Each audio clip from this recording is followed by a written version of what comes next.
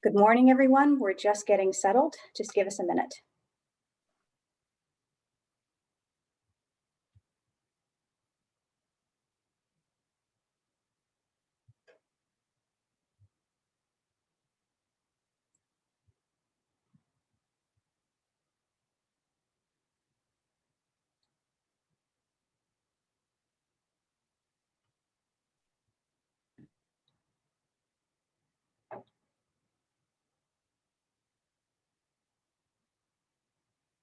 All right.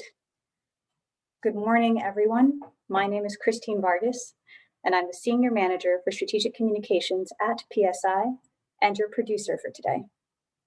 We are glad to welcome you to today's presentation, Designing During Disruption, Building Healthcare Programs with Communities During COVID-19. Before I turn over the presentation to our moderator, we would like to share a few housekeeping items. Firstly, the webinar is being recorded, and it will be shared with you all, including the slides within the next week or so. Second, please feel free to ask questions at any point during the presentation by clicking the Q&A icon at the bottom of the screen, then typing them into the Q&A box. We will then answer as many as we can at the end of the presentation. With that, I turn it over to our moderator today, Jenny Cousins, who is the Positive Action Business Programs and Partnerships Lead at ViV Healthcare. Jenny, the floor is yours. Thank you, Christine, and welcome to everyone joining us for today's webinar. We are very excited to have you all with us. As Christine mentioned, my name is Jenny Cousins, and I'm the Business Program and Strategic Partnerships Lead at ViV Positive Action.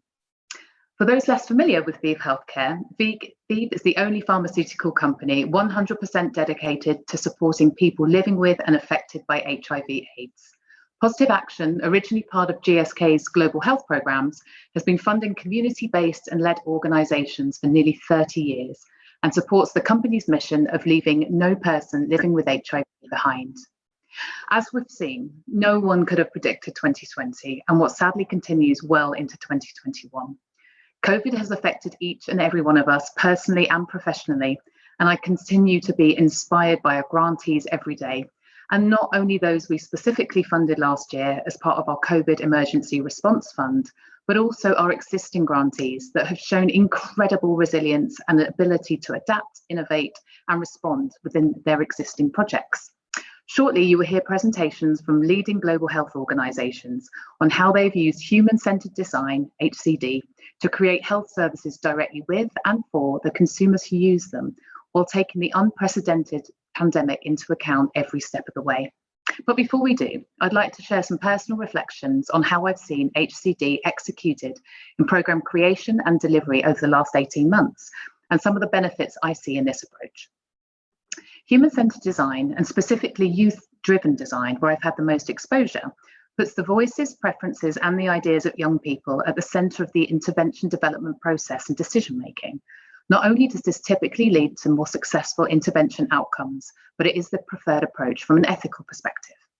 What I've seen with one of the projects we've supported specifically, the YLabs Almazi Challenge, supporting young MSM in Kenya, is the ability not only to enhance the project itself through HCD, but also build the capacity of the individual. This enables the individual to continue to problem solve and innovate well beyond the life cycle of the project itself. And I think one of the things I personally find so rewarding when I do my role is when I see both the team develop as well as the project succeed. Another benefit I've seen with HCD is the ability to react and respond at pace, especially important in an ever-evolving and challenging external environment. Rapid testing of ideas through prototyping, for example, unearths weaknesses and new opportunities far faster than conventional methods of piloting and then evaluating the programmatic success over a longer period. And finally, when done well, HCD processes often lead to increased buy-in from end users and key stakeholders because they've been fully involved and embedded throughout the research and design phases. This often means smoother partnerships for implementation and importantly scale up due to those relationships being in place. Without further ado, I'm excited to move on to the presentations for today, after which there'll be a 30-minute moderated discussion and Q&A session. As we've already mentioned, please feel free to type your questions in the Q&A box as you listen to the presentations. I'm pleased to introduce our first presenter, Abby Winskill, Deputy Director of Delivering Innovation in Self-Care at PSI. PSI is part of the Hygiene Behaviour Change Coalition, funded by Unilever and the UK's Foreign Commonwealth and Development Office, and aims to increase the uptake of preventative behaviours across a wide range of countries. Over to you, Abby. Thank you very much, and it's wonderful to be here with you all today. I'm very excited to learn from this panel. So next slide, please. So at PSI, we are reimagining healthcare. We want to create healthcare experiences that treat beneficiaries like consumers, starting with putting more care and control directly into consumers' hands. And so in order to do that, we leverage a program design process called the Keystone Design Framework, which brings together marketing, user-centered design, market dynamic, and public health approaches, and looks to bring in users at different stages of the journey, all throughout the process of design and then into optimizing our implementation as well. And what I'd like to share with you today is two projects where we really look to bring in users in different ways, in creative ways, through a very difficult pandemic situation. Next slide, please. So the first, as Jenny talked about, is the COVID-19 Hygiene and Behaviour Change Coalition, HBCC, funded by UKAID and Unilever, that kicked off at the very beginning of the pandemic. And this was focused on increasing uptake of preventative behaviours, hand washing, physical distancing, across a variety of different countries. And this coalition has actually reached already over 1 billion people. And PSI contributed to that through programs in Kenya, South Africa, Myanmar, and Vietnam. Next slide. So at the beginning of the pandemic, this obviously affected us all in many different ways. And so we really needed to understand the context of our consumers and understand their realities in order to reach them. But we weren't able to go out and talk to them face to face as we normally would. So we looked at a variety of methods to really learn insights from our consumers. We tapped into partner and government surveys with quantitative data on attitudes and behaviors. We did in-depth phone interviews to really gain more of that rich qualitative insight into their fears, their hopes, and barriers that they're experiencing in their daily lives. And we did social listening to what people were saying online, what influencers were saying, and what conversations were happening. And next slide. All of that helped us to develop to really gain insight into understanding that there was a disconnect between the awareness, which was high, of COVID-19, the risk perception, which varied across different target groups, and then that actually leading to an uptake in behaviors.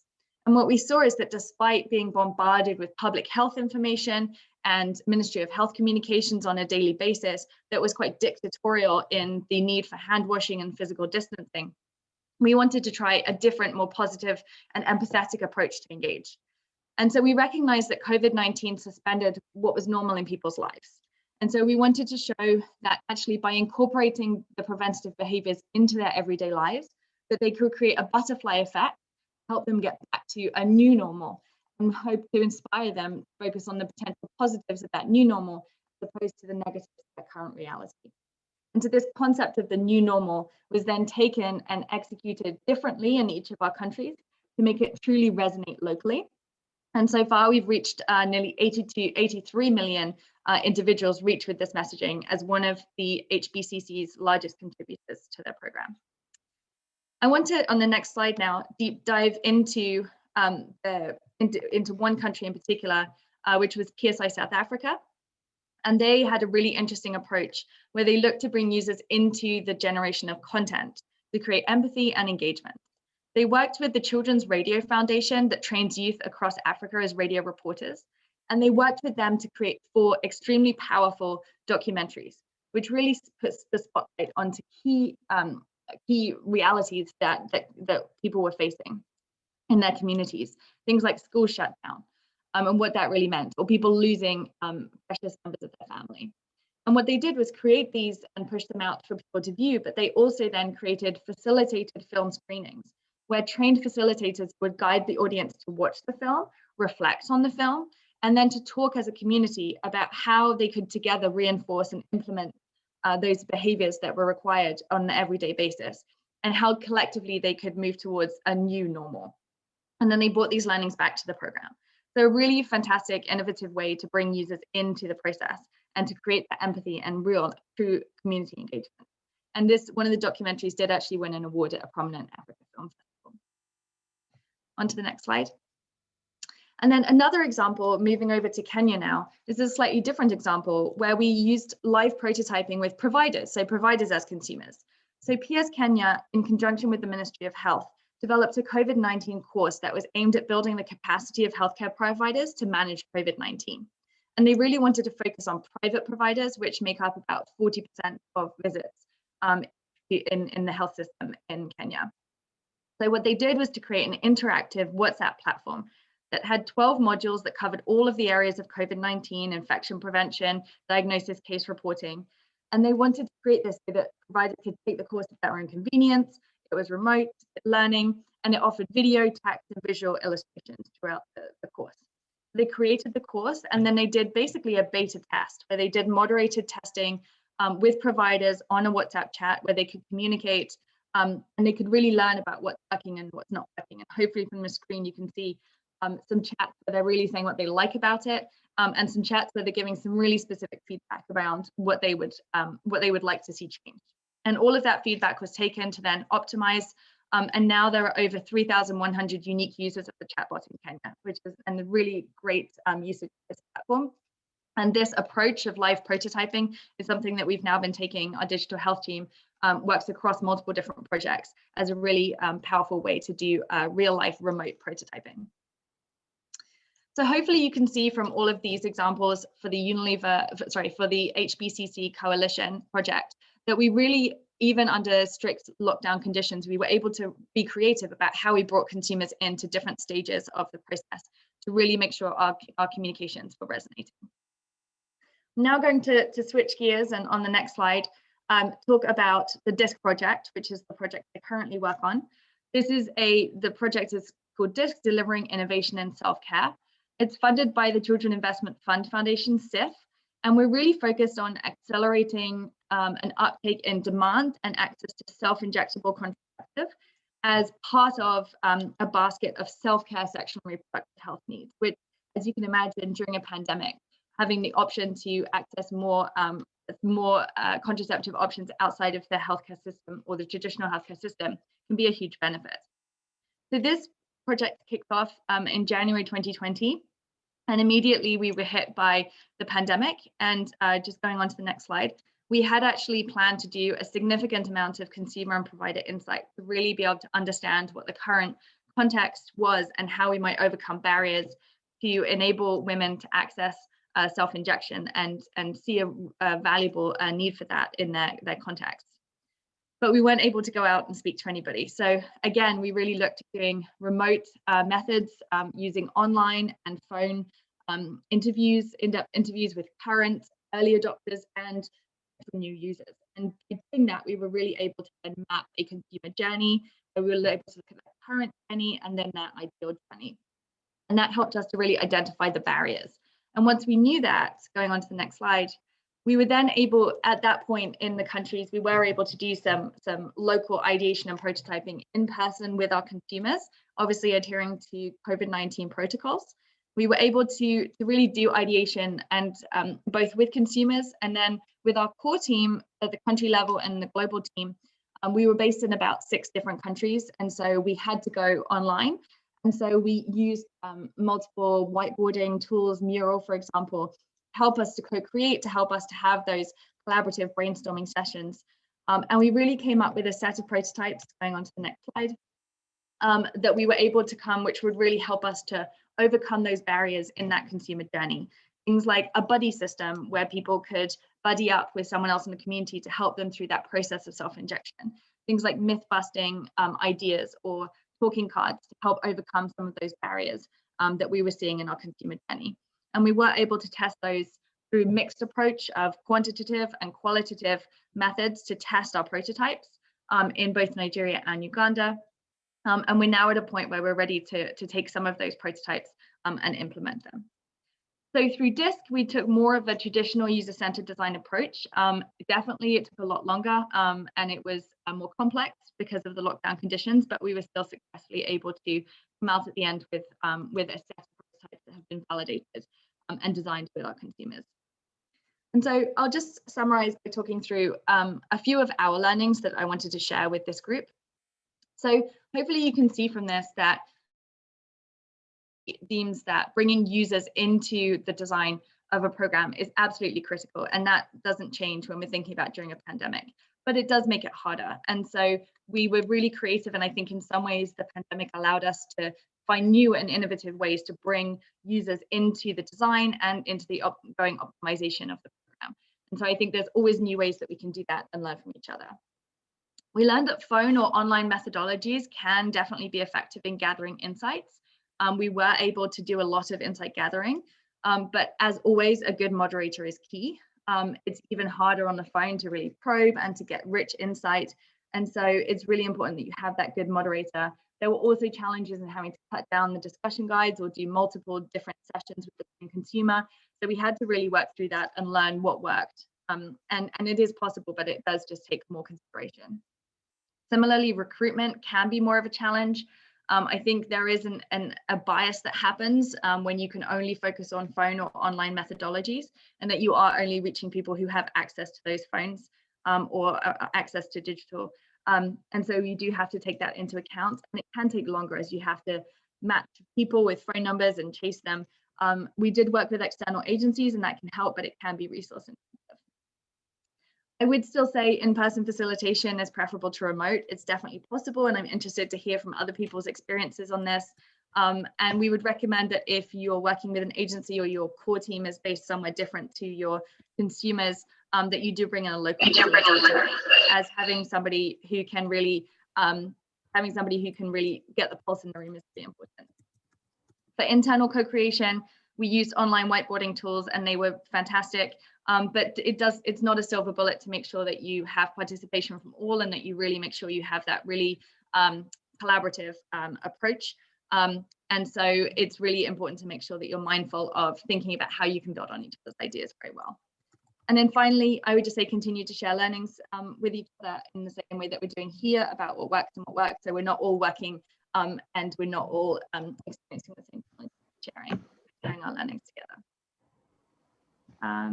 And that is all from me. I will pass back to Jenny. Thank you very much. Thank you very much, Abby. It was really clear from your presentation how critical it's been to bring users into the design and optimization of your program. And I think one thing that you've done such a good job of is really demonstrate how one size doesn't fit all, and that there are many ways to do design and bring users in at different stages based on a specific context and resources available.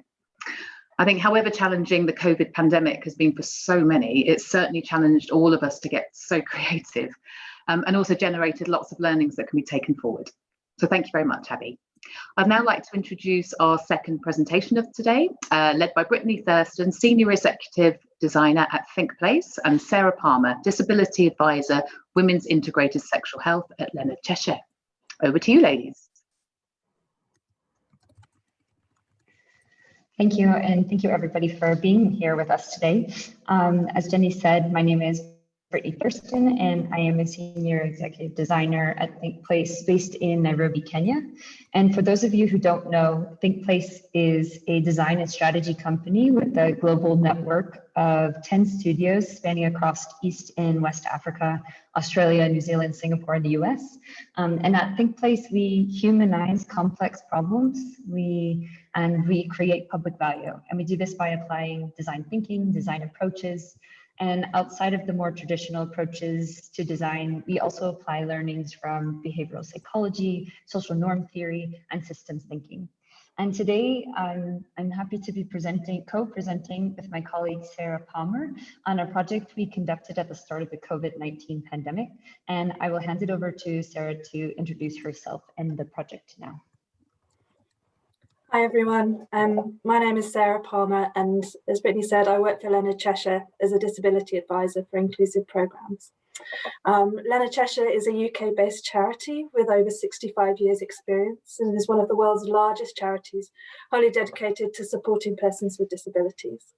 Leonard Cheshire believes that children and adults with disabilities should have the rights, freedom and opportunities to access education, contribute economically and to participate fully and equitably in society. Leonard Cheshire and ThinkPlace are partners in the Women's Integrated Sexual Health Consortium, known as WISH, which is the UK government's flagship programme aiming to strengthen support for sexual and reproductive health and rights in Africa and Asia. And Leonard Cheshire is working as a disability technical partner to build more disability inclusive approaches to sexual and reproductive health. Our programme is led by MSI Reproductive Choices, and we will be sharing in this presentation the work that we've been doing with their programmes MS Senegal and MS Sierra Leone. Can we move to the next slide, please?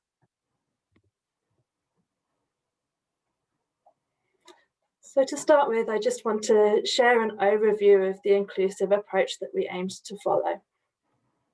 So as part of our contribution to the WISH programme, Leonard Cheshire planned to deliver an inclusive approach to programme design and delivery in Sierra Leone, with the aim to improve access and quality of sexual and reproductive health services for people living with disabilities. This approach was developed in line with the United Nations Convention of the Rights of People with Disabilities, and our aim was to develop appropriate interventions which address the barriers that people with disabilities face in accessing services. To understand this better, at the beginning of 2020, we worked in partnership with the Sierra Leone Union of Disability Issues, SLUDI, and MSI Sierra Leone to conduct community engagement workshops with SLUDI members. These workshops enabled us to develop a working relationship between all partners and build the capacity of both MS Sierra Leone on the lived experiences of people living with disabilities, and for the participants to gain greater insight into the services that MSI Sierra Leone delivers. It was also the first step in women with disabilities participating and shaping the design of the interventions we plan to develop. In 2020, we intended to work closely with the teams in Sierra Leone through a series of face-to-face workshops and community activities. However, this all had to change. So I'm going to hand over to Brittany now, who's going to talk through the adaptations that were made. Next slide, please. Great. Thank you. And next slide. So as Sarah said, due to travel restrictions caused by the COVID-19 pandemic, ThinkPlace realized we could no longer go to the field in Sierra Leone to work alongside the country teams to conduct our usual immersive design processes. So we actually developed an adapted approach whereby we would first design the core components of the concepts in one country and then transfer the prototypes to Sierra Leone for adaptation. So in collaboration with MSI in Sierra Leone, we analyzed the current program countries underneath the WISH program and the resources available to identify a good proxy country for design. And in the end, we were able to leverage our presence of a newly opened ThinkPlace office in Senegal, as well as an MSI office in Senegal. And this allowed us to have our experienced designers first rigorously design and test the core components of the disability inclusive interventions in Senegal with MSI and other OPD partners in the field, and then later hand over those prototypes to the MSI team and local OPDO partners in Sierra Leone to adapt, take ownership, and tailor those prototypes to the local context. And we were really only able to do this or achieve this through capacity building and intensive coaching and membership, which wasn't a part of the original program. Next slide, please. So as I said, we ran two sequential design processes. And in order to do this, we needed to first identify the overlapping barriers to provision of inclusive SRH information services for both countries. Once we were able to do that, we handed these over to the design team in Senegal, who conducted 4 iterative cycles of testing with the outreach teams and the community over the course of only 2 weeks. First, the team observed both demand creation and service delivery activities to see how the systems operate in terms of communication, mobilization, tools used, and the target populations reached. They then assessed the gaps and opportunity areas that could be addressed within the scope and intent of this project. And then the team quickly developed concepts and prioritized which ones they wanted to test. And they were able to do this through a set of low fidelity prototypes, which were then later developed and refined into medium and high fidelity prototypes. And then lastly, the prototypes went straight to the field, and we were able to conduct in situ testing and observation. So once the team in Senegal was able to run that testing phase, they then handed over 3 prototypes to the MSI and DPO partner in Sierra Leone for further refinement.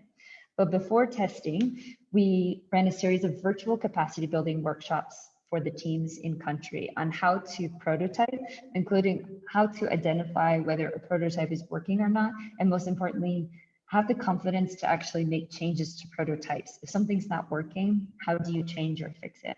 And we helped to develop a set of M&E tools that would help the teams in country track the progress and adaptations of each prototype. So over the course of 3 weeks, the team was able to observe and test the desirability and feasibility of each prototype in this new context. And the outcome was 3 inclusive and high fidelity interventions that were ready for piloting and scale. Next slide, please. I will just touch on briefly the 3 prototypes that we were actually able to develop, the high fidelity ones. Next slide. The first one that I'll talk about is called the Choice Pick, and this prototype actually aimed to address the lack of information women with disabilities have available to them, which can then actually impact their levels of awareness and knowledge of their sexual reproductive health options. So oftentimes SRH information isn't available in multiple formats to meet different needs of women living with disabilities. So this prototype was actually a visual booklet depicting MSI services followed by benefits and side effects of each contraceptive.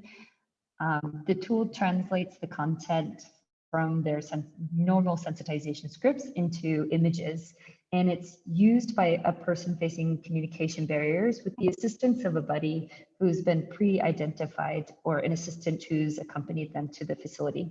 And the aim for the Choice Pick was really to improve the comprehension among people who experience communication barriers, whether it be hearing, intellectual, or linguistic, during demand creation activities and one-on-one counseling.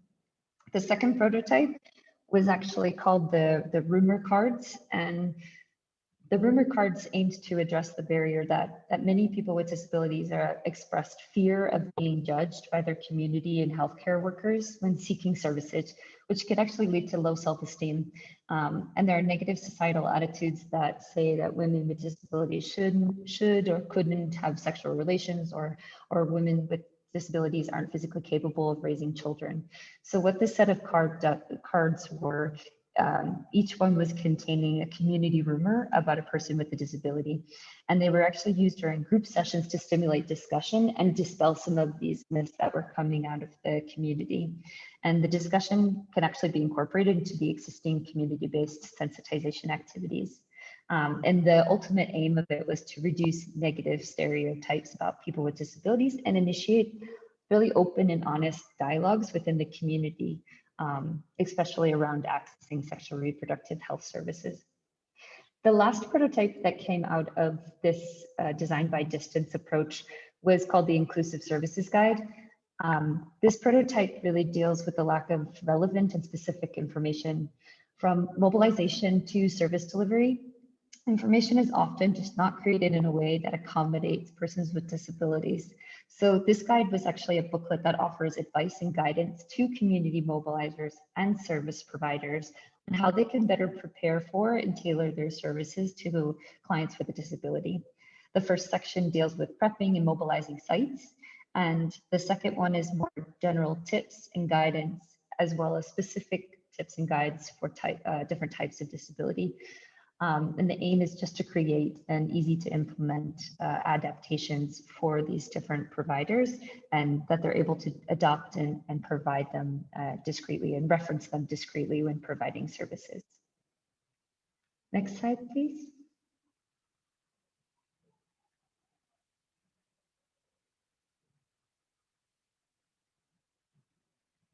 So I'll now hand it over to my colleague Sarah to just talk about where these prototypes are, because the challenges that we faced during the COVID-19 pandemic have certainly not stopped. And so she'll just tell us what the team has been up to now in Sierra Leone now that they've started piloting. Thanks, Brittany. If we can move on to the next slide. So during the prototyping phase that Brittany's just described, in Sierra Leone, COVID cases had remained low and there had been few restrictions in the country. And as we moved into the piloting phase, we therefore planned for the teams in Sierra Leone to come together to kick off the piloting phase and to conduct some training together. However, a spike in cases over Christmas in Sierra Leone meant that we had to adjust our plans again.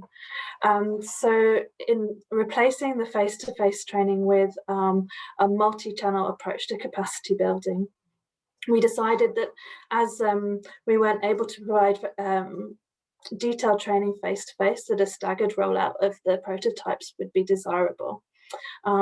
We supported the teams in Sierra Leone to conduct one-to-one phone discussions with the outreach teams in the areas where we were planning to do the piloting. Leonard Cheshire also produced short guidance documents that gave the teams in the communities where we were piloting the absolute essentials in terms of how to use the prototypes and some of the things that they'd have to think about when delivering them. And we also used a WhatsApp chat group as well as a way of sharing short bursts of information over a longer period of time, replacing some of the training functionality that we would have had from meeting face to face, as well as giving the opportunity for the teams to provide feedback, share questions both to Leonard Cheshire and ThinkPlace, but also to their other team members as well. And it was also a great way of sharing updates and maintaining motivation amongst the teams. I'll hand over to Brittany again now, just to wrap up with some learnings. Thank you, Sarah. Next slide. So what worked was similar to our colleagues at PSI, conducting virtual ideation workshops across multiple countries was a great way for us to be able to identify some of those common barriers between both of the countries. And for many of the team members in Senegal and Sierra Leone, this was their first time using platforms such as Zoom breakout groups and Mural. And despite all the internet challenges, this was a great way for different countries to meet for the first time. And just like Sarah was mentioning, we also needed to tailor our communication strategies to the needs of the team. So we, rather than sending email updates, we were just really working with WhatsApp and sending quick updates. And then another thing that worked was really just taking the time to conduct those trainings and build capacity in the country teams. For many of them, this was their first time doing design, and never mind design by distance.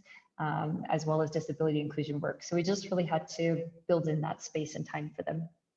What didn't work was developing formal feedback mechanisms, connectivity challenges, and also competing priorities just means that the teams weren't planning on doing the design process themselves. And so we really had to work with their schedules in order to make that happen. Just something in terms of, can you actually transfer concepts from one country to another? There were certain elements that we just couldn't, and this included icons and specific language from one country to another. You really need to be mindful of that. And for the choice pick, for instance, we had to completely change a lot of the concept icons themselves. We could no longer do condensed and rapid design testing sprints like we would normally do if we were in country ourselves. We really just had to slow the process down. And our solutions, the design solutions that we came up with, were actually simplified in order to work within the system. And just some recommendations and adaptations for designing by distance or prototyping by distance in the future. You really need to build in and create opportunities for the teams to practice and apply their new skills. We ran workshops and activities, but I think it would have been really useful to give them challenges and tasks to apply what they learned before going into the field. Always appoint a dedicated team member who's going to be accountable for those adaptations. And if we're going to do more design by distance, they really need to build in that time for learning and additional testing. And lastly, again, just like our colleagues at PSI, I think there are other ways for collecting feedback and doing prototyping. I think there's a lot of technology and good apps that are being developed, chatbots. I know that our team in ThinkPlace Australia is currently designing an app that's linked to WhatsApp, so participants are able to capture voice notes and pictures in real time, which allows us to prototype and test in areas that we might not be able to reach, but also to adapt and iterate at a much faster pace. And with that, I will hand it back over to Jenny and just thank all of you. Thank you both. It was so interesting to hear how you, I suppose, came up against so many challenges, and as a result of that, refocused your efforts on capacity building and coaching to really empower those country programme teams to take ownership over certain elements of the design process. And as we've seen, it's especially important during times of disruption and restriction in movement. And I think the other thing that does as well is it really lends itself well to the sustainability of the organisation, because you have brought those skill sets in-house. The other thing that really stood out was the importance of continuing to be inclusive and involving people with disabilities due to the unique perspective they bring. So well done with everything that you've achieved so far. So finally, I would like to introduce our final presentation of the session to be led by Joe Cresiga, Senior Product Designer at YLabs. Over to you, Joe. Hi all, as you mentioned, my name is Joe, and today I'll be talking about the Cocoon project, which is supported by ELRA and the Humanitarian Innovation Fund. But first, I'll tell you a bit more about YLabs and what we do. Next slide, please. So YLabs is a global design and research organization working to improve health and economic opportunities for young people between the age of 10 to 24 years. Next slide.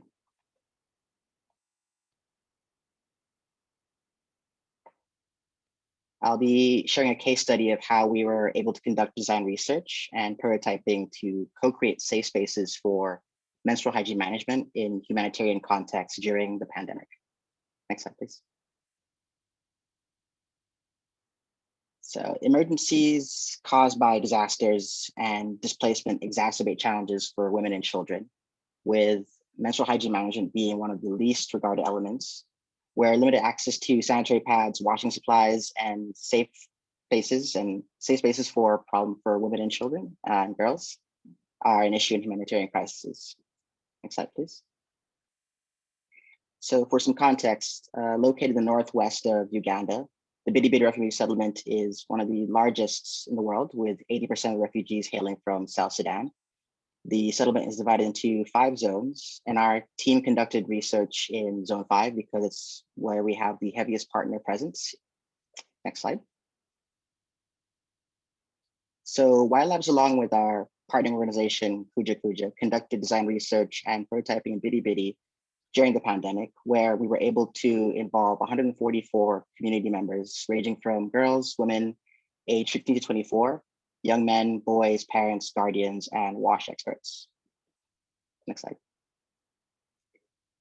So today I'm going to be sharing 5 key takeaways that our design team learned from conducting research and prototyping during the pandemic. First being pivot like you mean it. Next slide. During our planning of the Cocoon project, we learned very quickly that there was no shortage of unexpected developments, and there wasn't going to be for some time. Risk mitigation was our one and only true friend. We sat down in sessions where we would discuss all the possible risks of the project and team and attempt to mitigate those risks. So flexing our pessimism to the maximum was our most productive and positive thing we could have done for ourselves. And by planning for lockdowns and travel restrictions and so forth, we were able to give ourselves more options for how we can conduct our research. We had a handful of fallback plans, and as difficult as it was being so uncertain, we needed to embrace the uncertainty and trust that we didn't have a clear path forward, but rather several paths.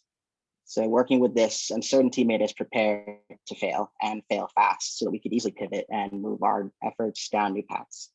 Next slide.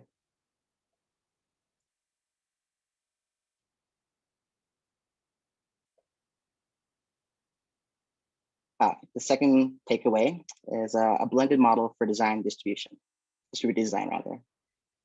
So we have offices in the US and East Africa, and so we always plan to have a dedicated local research team to be on the ground and lead research prototyping. The testing and testing new ideas, but when Uganda closed the borders, we realized that we had to find new ways to train our team.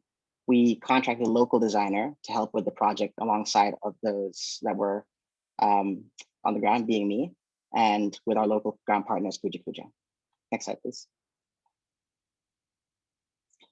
We found that in order to train and share knowledge with non-designers, we had to create a blended training model to make sure we were meeting our local team where they were at. So we conducted virtual training sessions in HCD, data collection, prototyping, and protection policies. These trainings happened on the first 2 to 3 weeks before we went into the field. And once in the field, we were able to conduct in-person training sessions where we were able to go through processes in higher fidelity. As our physical presence would be limited, we also wanted to record and capture these sessions as best we could so our team could easily reference them anytime we needed. And these recordings were quite simple. They were just done on an iPhone with video and audio and sent over WhatsApp to store. Next slide, please. Our third takeaway, local is the new global. Local partnerships are paramount in anything in this project. And if anything was going to take off, we needed them. Our acting partners in the project are Kuja, and they were not only able to be our eyes and ears on the ground, but they also recognized, they were a recognized presence in the community, which made it easier for us to reach our demographics and interact with them. Next slide, please. So the research team is from the community. So when we were there, they were familiar with the location, the languages, and customs. They were able to offer valuable insights into our synthesis and ideation that we might not be able to see or understand without them. Kuja was also able to provide us with tools to conduct initial temperature checks in the settlements so that we could build a better contextual understanding on what people were talking about prior to the travel to the settlements. Our local partners have also been super critical, as well as our funders who've been willing to work with us during the pivot. We know the need in humanitarian settings is greater now than ever. So we're thankful to have partners who are as concerned and committed as we are. Next slide. Our fourth takeaway is the scorched earth policy in HCD. So human-centered design by nature is a personal undertaking, but how do you go about being personal when the first thing you and the other recognize each other is the risk? Next slide. We literally had to remove the personal touch from our HCD process. First and foremost, it's our duty to prioritize the health and safety of our team and participants. So at YLabs, we think a lot about the process of our research and how it'll impact young people. For this project, our ops team supported the design team following CDC and WHO guidelines for preventative measures, and we trained our field team on how to follow them too. Planning with health and safety as the most important factor in our research led to everything being baptized in alcohol, and it was like our entire design research kit went on spring break.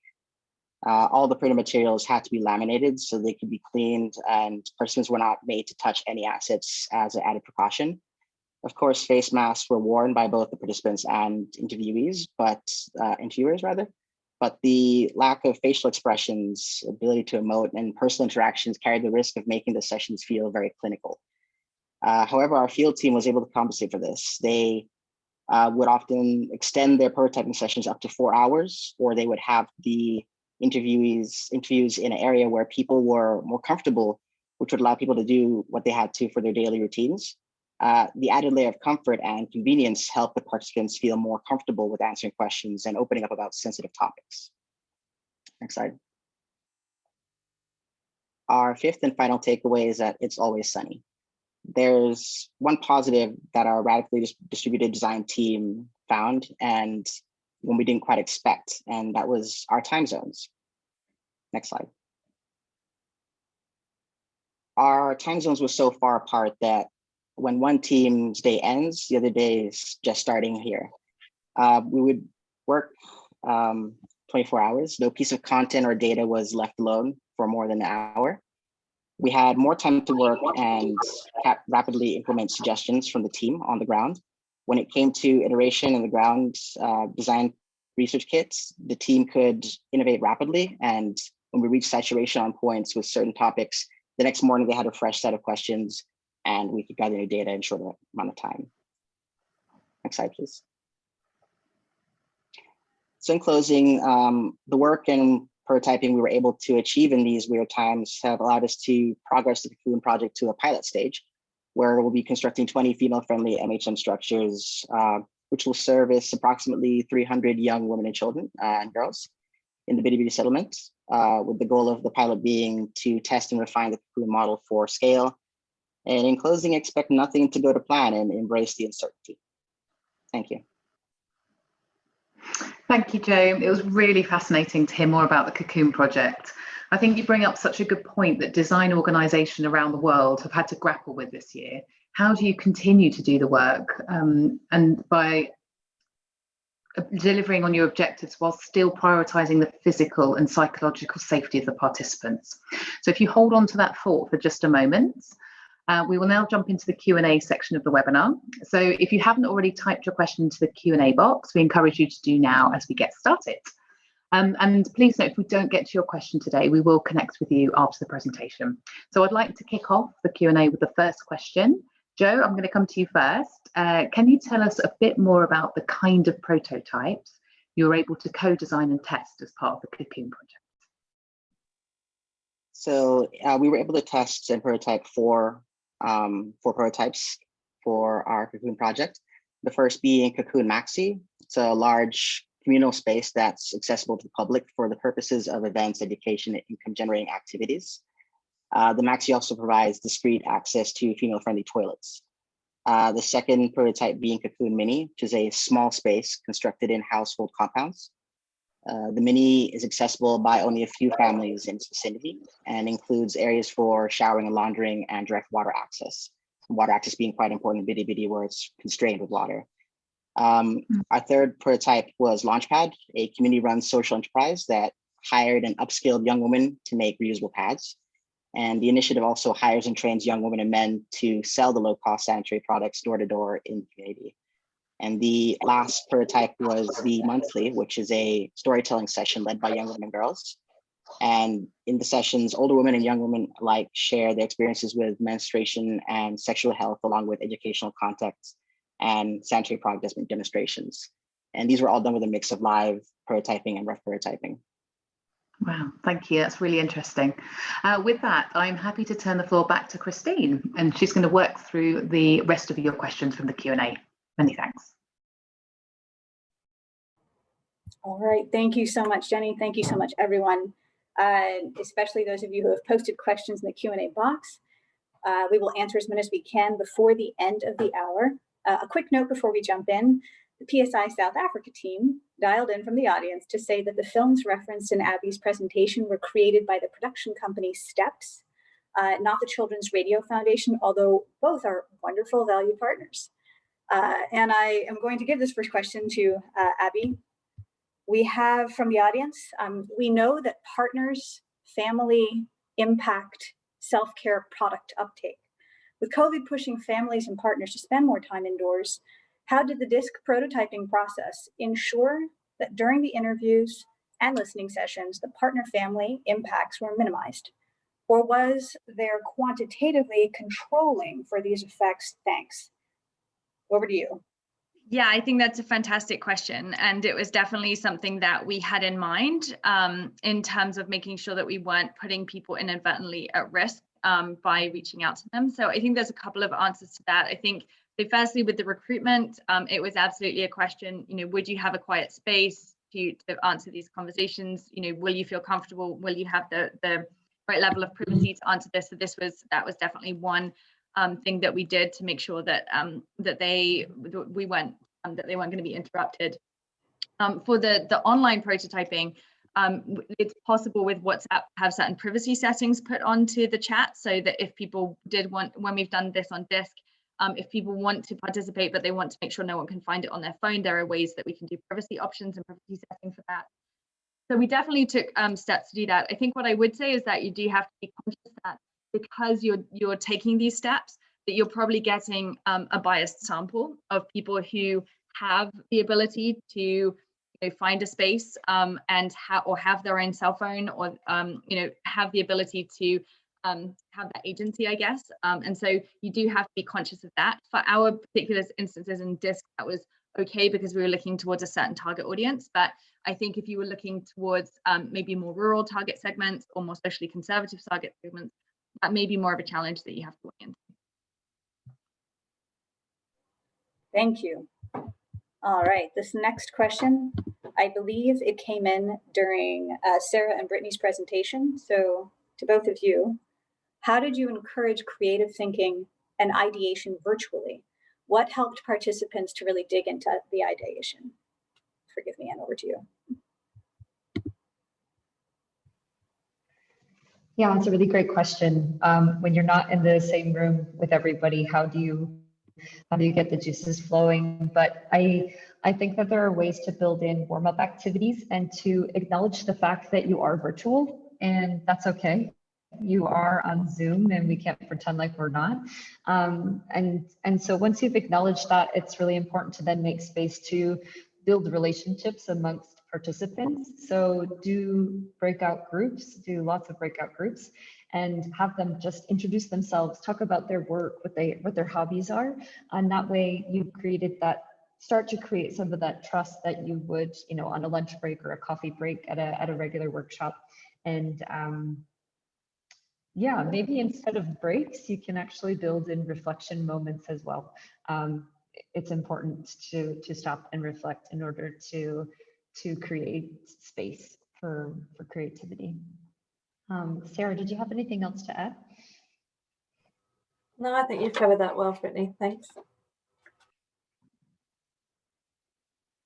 All right, I'm going to throw this next question to the whole group, starting with Joe. And to all the panelists, what would you say to those who say that participatory design and research approaches are too complicated and costly after having done this during a pandemic? I would say that can often be true if you're not looking at it from the perspective of your participants. For what we did in our field work is that, as I mentioned, we met our team, but also participants where they were at. So a lot of our innovations or a lot of the things we were testing with weren't done with technologies that they didn't have access to or means they didn't understand how to use. So a lot of things were done visually. A lot of models were used, a lot of pictographs, some things were built on site, and everything was either audio or translated. So the more you're able to more contextualize your prototypes, the cheaper it is, but also the more effective it is at getting your ideas across the table. Yeah, if I can just add to that, I mean, I think I personally, as a person who works in public health and in global health and as a marketing professional, I find it hard to say that it can never be too complicated or costly to bring your consumers into the design of your work. I think that's true, but I think that the same rules apply in a pandemic as they do outside of a pandemic for user-centered design, which is, make sure you're answering the right question when you're doing user-centered design. Trying to answer questions that are too big, I think, leads you to get kind of lost in the process. I think, making sure that it's really evidence-based and that you are building off of global evidence and that you are using evidence throughout the process. I think that all still stays true. And then I do think it's harder. I think that, the distance and not being able to be in person makes it harder. And I do think you have to account for the additional time that it takes. And I do think that you need to invest in capacity building of everybody to learn how to do design and how to do design in more remote spaces. But I think that kind of investment lasts, and it will last beyond the pandemic. So I think it's always worth doing, in my opinion. Excellent. I actually have a question that looks like it might be a good follow-on for Sarah and Brittany. Let's see here. From your experience, how can complex design solutions be addressed so that one can achieve a testable solution?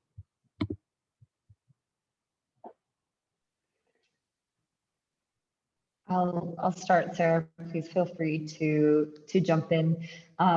For this, and you have to look at the resources available and the timeframes that you have. But in order to come up with the 3 prototypes that we did that were actually able to be tested by the country teams without our presence, it was really important for us to stop and prioritize based on what will have the highest impact in the time frame that we have. And then once you identified those areas that you feel like you can really zoom in on, we really just had to break everything down. So if you're going to test 3 different prototypes, each piece needs to be really easy to digest. Why are we doing this prototype? What is the challenge that it's addressing? What are the core components of it? And what are the assumptions that we're making? And then just give really specific questions that you are trying to answer. So it's trying to find solutions, but yeah, just stripping down ideas to their core components. And in this particular example, you'll notice that most of our solutions were actually communications based, because we were looking to have such a great impact, and without being able to run community events, what's the best way to create a more inclusive environment is to start to change some of the language and approaches that people take. Yeah, Sarah, do you have any additions? Yeah, I was just to kind of also reflect on the previous question as well, in that I think one of the things that was crucial for the success of our piloting and prototyping was involving an organisation of people with disabilities, because of the expertise that they brought outside of what ThinkPlace, Leonard, Cheshire and MSI kind of brought themselves, and that required a lot of upfront investment in terms of building those relationships, building the capacity. But I think that similar to what Abby said, that upfront investment actually creates huge value for the future and sustained beyond the work that we've been doing in terms of recognizing the role that these organizations have to play. All right, we only have time for about 2 more questions, so going to jump in. I'm going to honor the first question that got asked. This one is for Abby. For PSI, how do you associate or relate reach of messaging and behavior impact? Yeah, great question. And to be completely honest, we don't have that data. So we didn't have there wasn't the research done to directly connect the campaigns with the preventive behaviors. But what I would say is that in all of our countries, when we were developing this campaign, these campaigns, the new normal campaigns for COVID, they were done very much in collaboration with the ministries of health and the governments. PSI has really, or PSK and PSI South Africa has really strong relationships. And so, for example, in Myanmar, the new normal campaign actually became the sort of second phase of the government's campaign.